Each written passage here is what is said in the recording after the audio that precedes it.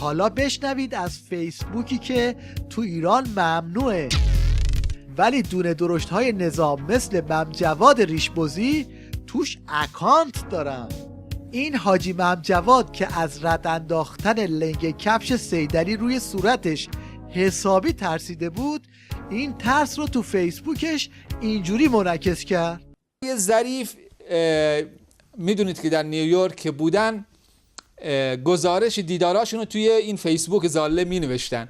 قبل از برگشتن به ایران ایشون نوشته بودن که از مردم خواهش کرده بودن که برای استقبال نیان.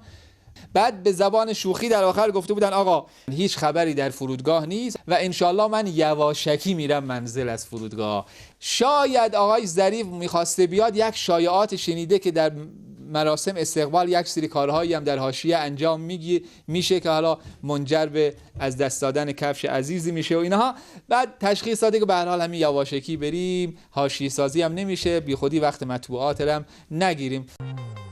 از اونجایی که دست خالی برگشتن روحانی از نیویورک برای نوچه‌های اکبر کوسه خیلی حالگیری بود، سفارش کرد که بسیجی‌های کرواتی تو نیویورک یه چیزی براش پست کنن. مادی ترین دستاورد روحانی از سفر به نیویورک النهایه تو زرد از آب در اومد. چند روز پیش خبر اهدای مجسمه شیردال از طرف میراث فرهنگی آمریکا به ایران خیلی خبرساز شد، اما بعدش تو خبرها اومد که این مجسمه قلابی بوده. درسته آقای رئیس؟ تا این لحظه هنوز شبهاتی وجود داره، نه در مورد قطعی بودن اصلش ما میتونیم اظهار نظر بکنیم و نه برخلافه. اگر این شی اصل تشخیص داده نشه، صرفاً اون جنبه نمادینش مطرح هست که بسیارم با ارزشه. اگر تقلبی ثابت شد اینکه تقلبی، این همکاری ادامه پیدا میکنه بین ایران و آمریکا.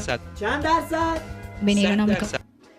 نتیجه این که افعاهای توخالی دیپلماسی اعتدال و گشایش و این حرفا تو نظام صیدلی آخر عاقبت نداره. از ما گفتن.